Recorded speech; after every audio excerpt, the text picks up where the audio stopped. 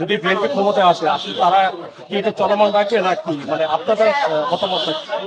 আমি মনে করি অবশ্যই এটা চলমান রাখবে, কারণ বিএনপি ক্ষমতায় আসার আগে যেভাবে চালাতে শুরু করেছে তাতে দেশের মানুষ কিন্তু আন্দাজ করেছে ভালোভাবে যে বিএনপি যদি ক্ষমতায় আসে তাহলে বাংলাদেশের পরিস্থিতিটা অনেক কি হয়।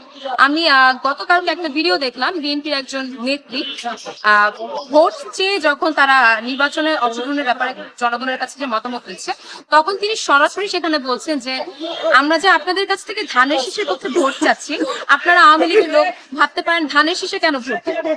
আপনারা জেনে রাখেন ধানের শীষে ভোট দেওয়া মানে আওয়ামী লীগকে ভোট দেওয়া।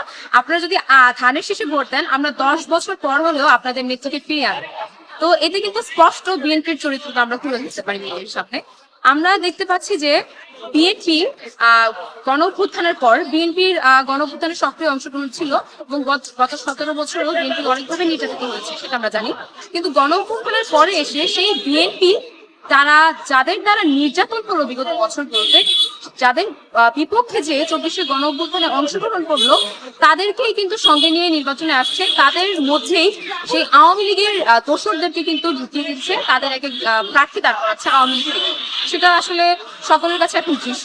তাই বিএনপি যদি কোনোভাবে ক্ষমতায় আসে, তাহলে বিএনপি আসলে যে কথা আওয়ামী লীগ আসছে এক।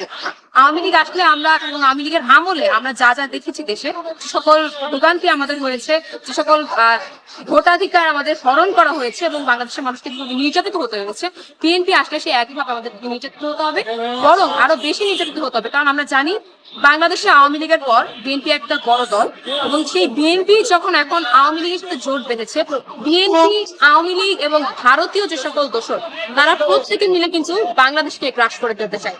তাই বিএনপি আসা মানে আওয়ামী লীগ আসা, এবং বিএনপি যদি আসে আওয়ামী লীগের আমলে আমাদেরকে যেভাবে নির্যাতিত হতে হচ্ছে তার থেকেও চরম কিছু আমাদের হবে।